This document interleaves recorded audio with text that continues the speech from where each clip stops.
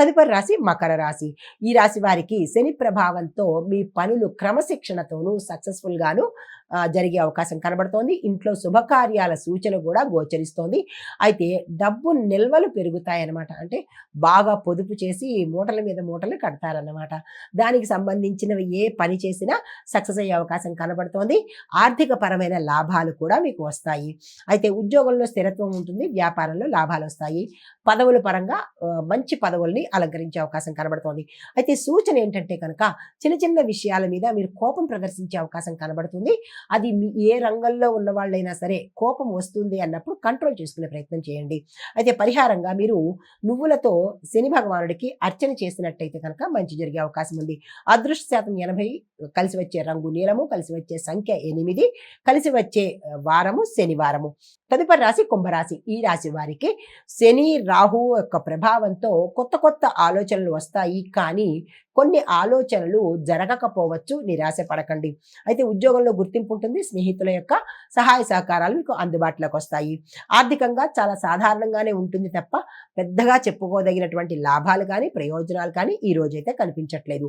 సూచన ఏంటంటే కనుక మీరు ఆలోచించేదాన్ని రికార్డ్ చేసి పెట్టుకోండి. అంటే రికార్డ్ అంటే ఆలోచన రికార్డ్ ఎలా చేస్తాము అని అనుకుంటాం కదా, అలా కాకుండా మీ వచ్చిన ఆలోచనని ఒక వాయిస్ రూపంలో రికార్డ్ చేసి పెట్టుకోండి. ఎందుకంటే ఇది ఉత్తర మీకు మంచి అవకాశాన్ని రావచ్చు కాబట్టి ఈ రకంగా భద్రపరచుకోండి.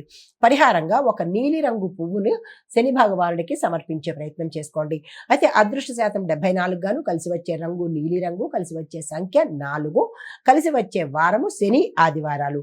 తదుపరి రాశి మీనరాశి. ఈ రాశి వారికి చంద్రుడు మీ రాశిలోనే సంచారం చేస్తూ ఉండడం వల్ల భావోద్వేగాలకు మీరు ఎక్కువగా గురయ్యే అవకాశం ఉంది. అయితే కోపము లేదా అంటే ఆవేశము, ఇట్లాగా ఉద్రేకము ఇలాగ అయ్యే అవకాశాలు కనబడుతోంది. కంట్రోల్డ్గా ఉండే ప్రయత్నం చేసుకోండి.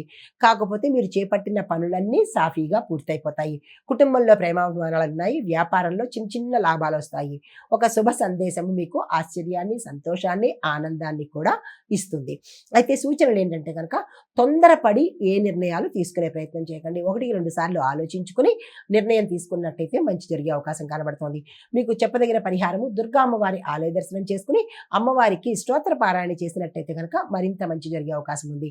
అయితే మీకు అదృష్ట శాతం 72 గాను, కలిసి వచ్చే రంగు వైట్ కలరు, కలిసి వచ్చే సంఖ్య 2, కలిసి వచ్చే వారము సోమవారము. ఇది ద్వాదశ రాశుల వారికి ఈ రోజు చెప్పదగినటువంటి గోచారరీత్యా ఫలితాలు, పరిహారాలు, సూచనలు. నమస్తే.